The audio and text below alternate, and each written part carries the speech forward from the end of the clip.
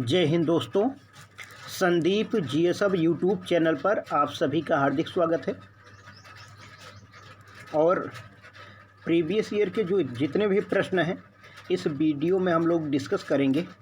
और एक subject wise हम लोग चल रहे हैं कि इसमें कौन कौन से प्रश्न, जो चाहे वनडे एग्ज़ाम हो, चाहे पीसीएस हो, चाहे यूपीएससी, जो भी प्रश्न पूछे गए हैं पिछले परीक्षाओं में, सभी पर हम लोग डिस्कस कर रहे हैं।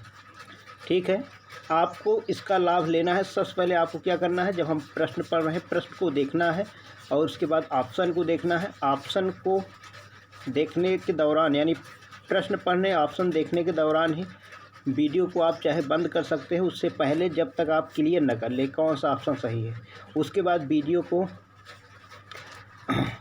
चलाएं और देखें कौन सही है। इससे काफ़ी लाभ मिलेगा, बहुत ही ज़्यादा। जब बार बार आपकी कोई गलतियां होती है तो दोबारा आप उसको सही कर लेते हैं, कभी गलती होने की संभावना कम हो जाती है। ठीक है, हम लोग शुरू करते हैं।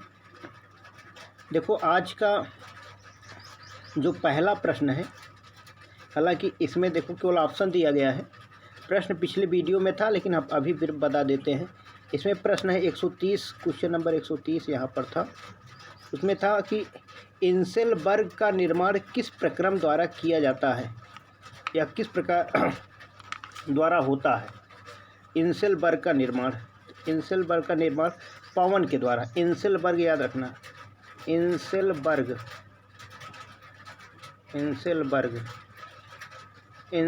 का निर्माण किसके द्वारा होता है? पवन के द्वारा होता है।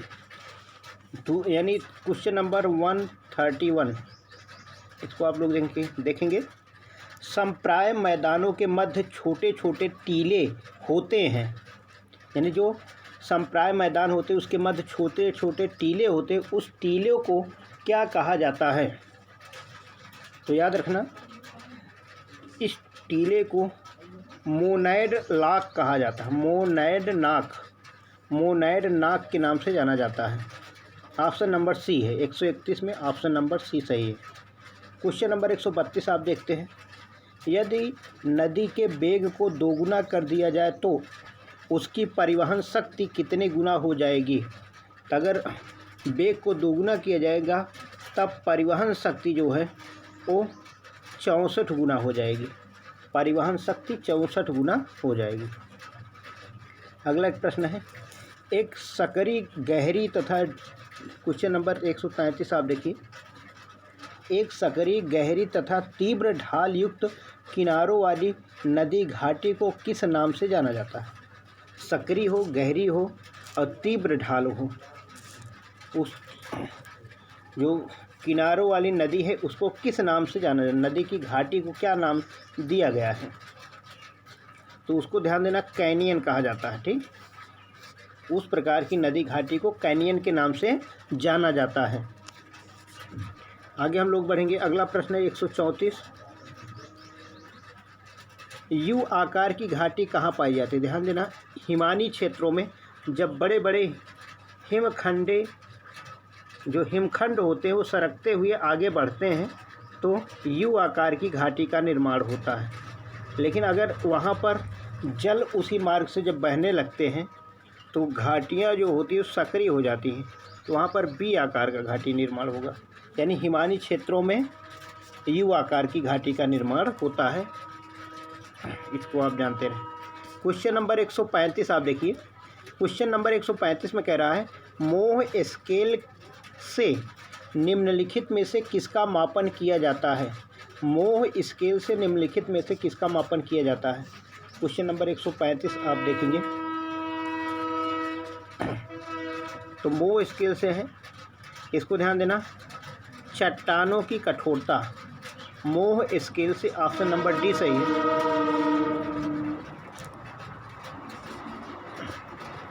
ऑप्शन नंबर डी सही है।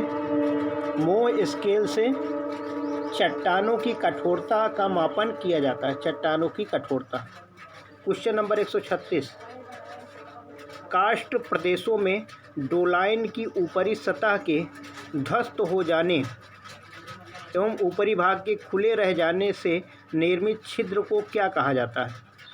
कार्स्ट प्रदेशों में डोलाइन की ऊपरी सतह के ध्वस्त हो जाने और ऊपरी भाग के खुले रह जाने से निर्मित छिद्र को क्या कहा जाता है? इसको आप लोग को बताना है।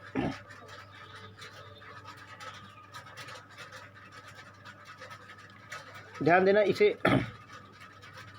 कास्ट खिड़की कहा जाता है, यानी बी इसमें सही है। 136 में बी सही है।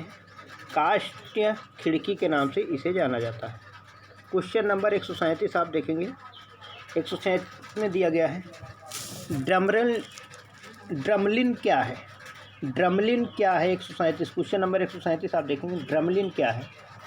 एक अंडाकार पहाड़ी है। ड्रमलिन एक अंडाकार पहाड़ी है। क्वेश्चन नंबर 138, रिया नामक समुद्र तट चौड़ी खाड़ी से बना है। रिया नामक समुद्र तट चौड़ी खाड़ी से बना है, जिसके किनारे मामूली कटाव वाले हैं और जो बने हैं। जो मामूली कटाव वाले होते हैं उसका निर्माण किससे हुआ है? तो ध्यान देना, उसका निर्माण नदियों से हुआ है। उसका निर्माण ऑप्शन नंबर ए सही है, नदियों से हुआ है। क्वेश्चन नंबर 139 इसमें कह रहा है कि W.M. डेविस 139 में W.M. डेविस ने निम्नलिखित में से किसका प्रतिपादन किया? ए है भौगोलिक चक्र तथा हिमानी अपर्दन चक्र, बी है सागरीय अपर्दन चक्र और सी है कंदरा निर्माण का सिद्धांत।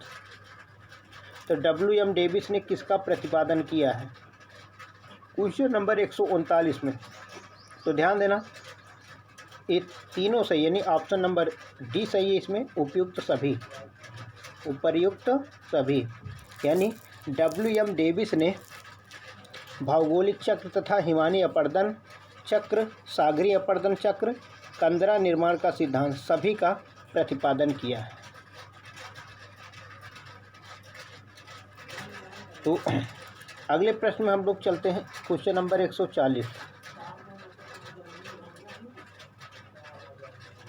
140 है, निम्नलिखित में से किस नदी का डेल्टा चिड़िया के पैर का आकार है? चिड़िया के पैर का आकार यानी पैर जैसा है। तो ध्यान देना, 140 में डी सही है, मिसिसिपी नदी। मिसिसिपी नदी। और ध्यान देना, ये जो नदी है मिसिसिपी नदी अमेरिका में बहती है। अमेजन आप जानते हो दक्षिणी अमेरिका की नदी है, यानी ब्राज़ील में, नील अफ्रीका में, ब्रह्मपुत्र भारत चीन में बहती है। घोल रंध्र का निर्माण निम्न में किस प्रक्रम द्वारा होता है? क्वेश्चन नंबर 141, घोल रंध्र का निर्माण निम्न में से किस प्रक्रम द्वारा होता है? तो ध्यान देना, सी भूमिगत जल। घोल रंध्र का निर्माण भूमिगत जल के माध्यम से इसका निर्माण होता है। अगला एक प्रश्न है, येलोस्टोन पार्क जहाँ पर 100 गीजर और 4000 गर्म जल के झरने हैं, किस देश में स्थित है? संयुक्त राज्य अमेरिका। येलोस्टोन नेशनल पार्क संयुक्त राज्य अमेरिका है। यहाँ पर 100 गीजर है और 4000 से ज़्यादा गर्म झरने यहाँ पर है। क्वेश्चन नंबर 143 देखिए, ओल्ड फेथफुल गीजर जो प्रत्येक 65 मिनट के अंतराल पर फूटता है कहाँ पर है? तो संयुक्त राज्य अमेरिका, याद रखना। ओल्ड फेथफुल गीजर भी संयुक्त राज्य अमेरिका में स्थित है। अगला एक प्रश्न है, क्वेश्चन नंबर 144 देखिए, उस गर्म पानी के झरने को क्या कहते हैं जिसमें गर्म पानी भापी दबाव के कारण धरातल पर वेग से निकलता है? वेग से जब निकलेगा बहुत तेज़ी के साथ गर्म पानी तो उसको गीजर कहा जाता है। उसको क्या कहते हैं? गीजर कहा जाता है। अगला प्रश्न है क्वेश्चन नंबर 145, चूना पत्थर का वह स्तंभ जो गुफा की छत से नीचे लटकता है वो क्या कहता है? जो ऊपर से नीचे लटकेगा उसको किस नाम से जाना जाता है? तो स्टेलेक्टाइट ऊपर से नीचे लटकने वाले को स्टेलेक्टाइट, नीचे से ऊपर की तरफ बढ़ने वाले को स्टेलेग्माइट कहा जाता है। तो इससे नीचे लटकने की बात हो रही है, तो इसलिए ऑप्शन बी सही है। पानी के समानांतर पर्वत श्रृंखलाओं के डूबने से जो समुद्र तट बनता है उसे क्या कहते हैं?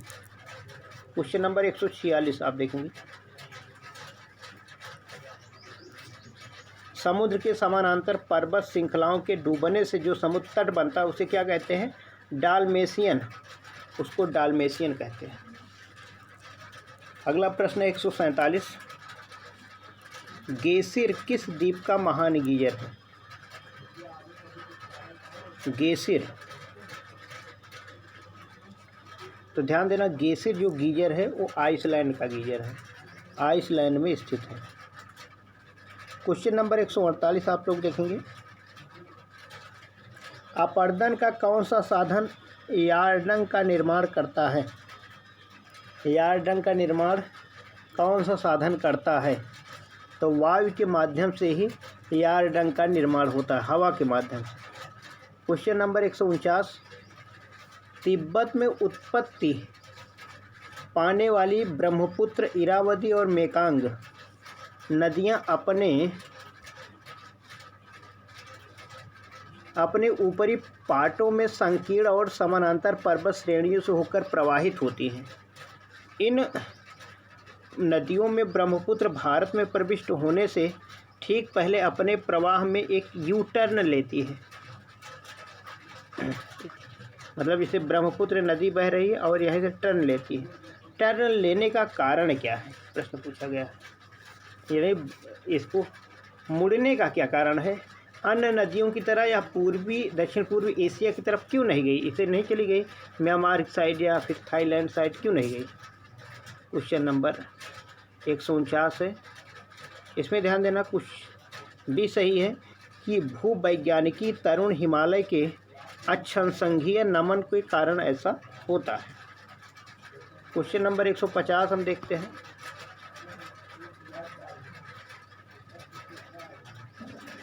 पर्वत श्रृंखलाएं हैं और देश हैं, तो ध्यान देना, इसमें ए सही है।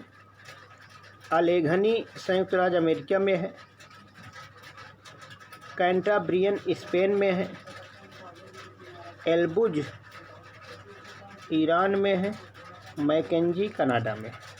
तो इस प्रकार A4B3C1 A4B3C1D1 option number A सही है। क्वेश्चन नंबर 15, संयुक्त राज्य अमेरिका के दक्षिण कैलिफोर्निया में स्थित मृतक घाटी या डेथ वैली निम्नलिखित में किसका उदाहरण है? जो मृतक घाटी है किसका उदाहरण है?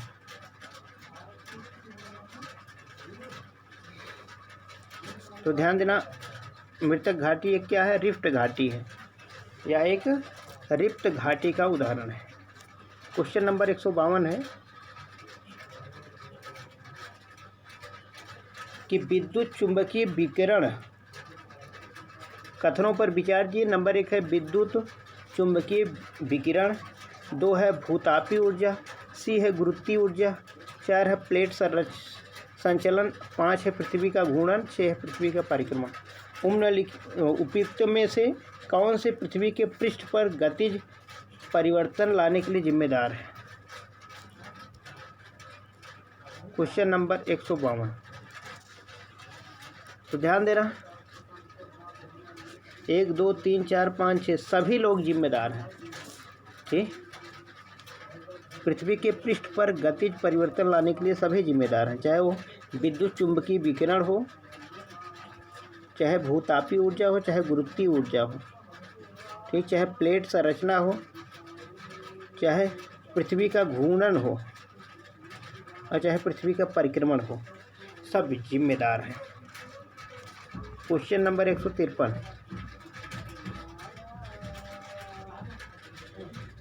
इसमें कौन सा सुमेलित है? तो एटलस पर्वत उत्तर पश्चिम अफ्रीका में है, यही सुमेलित है और कोई सुमेलित नहीं है, एटलस पर्वत। क्वेश्चन नंबर 154, फ्रांस तथा स्पेन के बीच सीमा बनाने वाले पर्वत को क्या कहते हैं? पेनेरीज। आपको बताए थे ना अभी कल कि ये मालूम फ्रांस है, इधर स्पेन है, यहाँ पर पेनेरीज पर्वत है। फ्रांस और नीचे इटली, इसके बीच में आल्प्स पर्वत है। फ्रांस और स्विट्ज़रलैंड है, यहाँ बीच में जूरा पर्वत है। फ्रांस और वास्जेस है, बीच फ्रांस और जर्मनी है, फ्रांस और जर्मनी है, बीच में वास्जेस पर्वत स्थित है। ठीक है, आप लोग इस प्रकार जुड़े रहें और सारे वीडियो हम लगातार देते रहेंगे प्रश्नों का। आपको बहुत बहुत धन्यवाद।